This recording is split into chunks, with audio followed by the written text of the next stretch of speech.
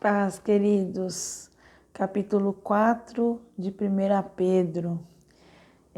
Cada capítulo que nós vamos lendo, a gente encontra tantos temas dentro deles, tantos assuntos, que a gente ficaria muito tempo aqui, daria para ministrar uma série de mensagens em cada um deles que são muito profundos.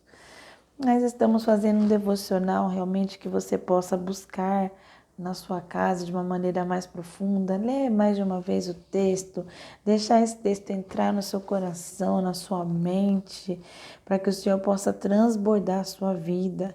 E já que estamos falando em mente, o próprio capítulo 4 começa falando sobre uma arma que a gente pode usar.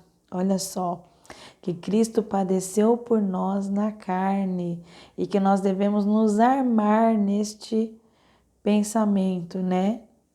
É de arma mesmo, né? De armamento, usar isso em nosso favor. Que ele padeceu, mas cessou o pecado. Ele não teve pecado, ele sofreu tentações, sofreu lutas em relação a isso.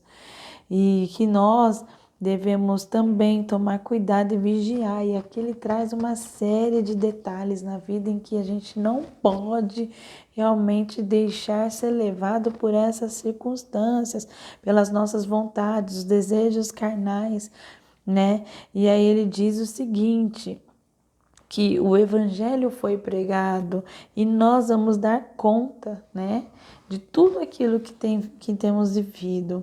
E aqui diz no versículo 7 que já está próximo o fim de todas as coisas, portanto, sede sóbrios e vigiar em oração. Então, nós devemos vigiar o tempo todo para que nós possamos permanecer na presença de Deus como agrada ao Senhor, permanecer realmente vivos diante de toda a luta e circunstâncias adversas que vierem.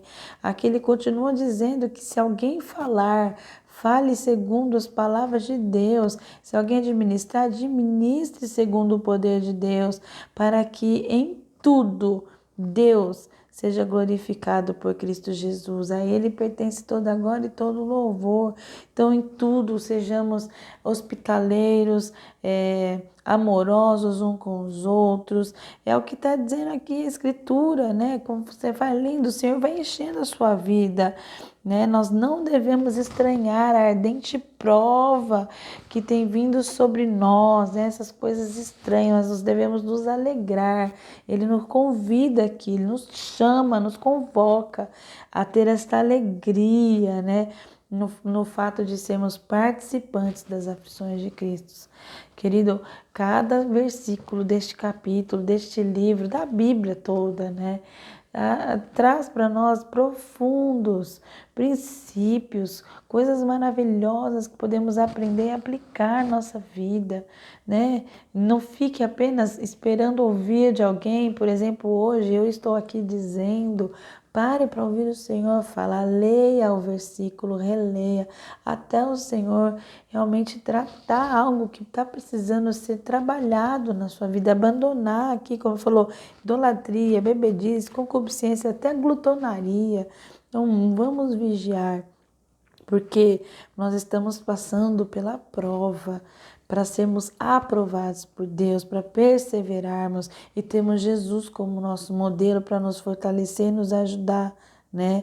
E aqui fala bastante sobre o caráter cristão, traz muitos exemplos de pessoas que estão tendo desvio de caráter, que estão caindo em pecados, que realmente não está tendo vigilância, como se o prazer da pessoa estivesse ali e a pessoa se entregasse naquilo, né?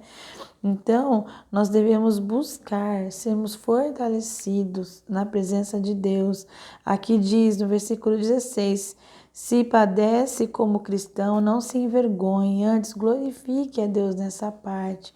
Então, independente do tipo de perseguição, de calúnia, de sofrimento, e esse livro todo aborda o sofrimento de uma maneira muito prática, no sentido não de você se entregar, mas no sentido de você se renovar, tendo atitudes diferentes, pensamentos diferentes, armas diferentes que possam te levar a uma vitória completa, né? E aqui diz que no versículo 18 e 19. Se o justo apenas se salva, onde aparecerá o ímpio, o pecador? Então, portanto, também os que padecem segundo a vontade de Deus encomendam-lhe a sua alma como ao fiel Criador, fazendo bem. Deus te abençoe, que possamos realmente vigiar em cada ato nosso, vigiar nossa conduta, estarmos realmente atentos diante das tentações, das provas, dos sofrimentos, das guerras internas e externas que sofremos, para que possamos ficar firmes com Jesus, fazendo a vontade de Deus e o nome do Senhor seja glorificado em tudo que fizermos e em tudo que falarmos, conforme lemos aqui. Que a nossa fala seja uma fala restaurada, uma fala que agrade a Deus e que o nome dele seja glorificado sempre, em nome de Jesus.